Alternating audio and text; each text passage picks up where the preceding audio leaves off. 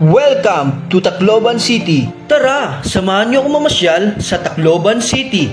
Ang lungsod ng Tacloban ay orihinal na nakilala bilang kangkabatok at tinitirahan ng mga katutubong tao tulad ng mga kabatok.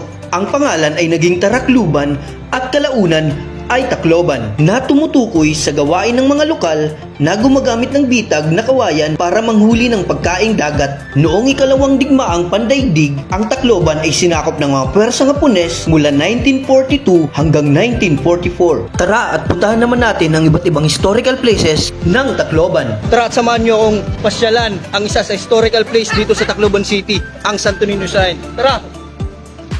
Ang Santo Niño Shrine ay matatagpuan sa Tacloban.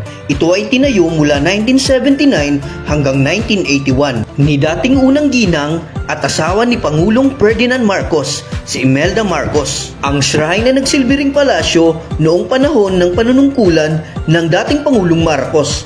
Ang dating tirahan ay ginawang museo sa pamamahala ng Presidential Commission on Government at tampok ang koleksyon ni Imelda Marcos. Nagtatagla ito ng mga antigong bagay, artepakto, kasangkapan at mga likhang sining mula sa iba't ibang bahagi ng mundo na nakolekta noong panahon ng Rehimeng Marcos. Tara at puntahan naman natin ang isa pang historical place.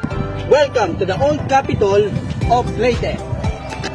Ang Leyte Old Capitol ay orihinal na itinayo noong 1907. Ang Leyte Provincial Capitol sa lungsod ng Tacloban ay higit pa sa isang gusali ng gobyerno. Ito ay isang simbolo ng isang katatagan at makasaysayang kahalagahan. Ang neoclassical na estrukturang ito ay naging saksi sa maraming mahalagang pangyayari. Kabilang na dito ang pagbalik ni General Douglas MacArthur sa Pilipinas noong ikalawang digmaang pandaigdig. Ang engranding arkitektura ng Kapitolyo na may naglalakihang haligi at maringal na harapan ay sumasalamin sa kahalagahan ng Leyte sa kasaysayan ng bansa. Sa kasalukuyan ay nilipat na ang Leyte Provincial Capitol sa Palo Leyte, ngunit nananatili itong nakatayo para sa kasaysayan. At ang panghuli sa listahan ay ang MV Eva Jocelyn. Noong November 8, 2013 ay naganap dito sa Eastern Visayas ang pinakamalakas na bagyo sa buong mundo, ang bagyong Haiyan o mas kilala bilang Yolanda. Ang Yolanda Shrine o MV Eva Jocelyn ay isang monumento ng barko na dumaong sa Tacloban City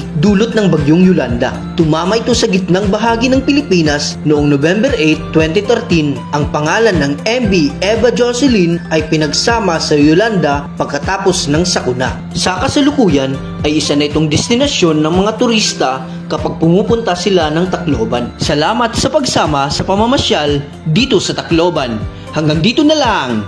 Peace!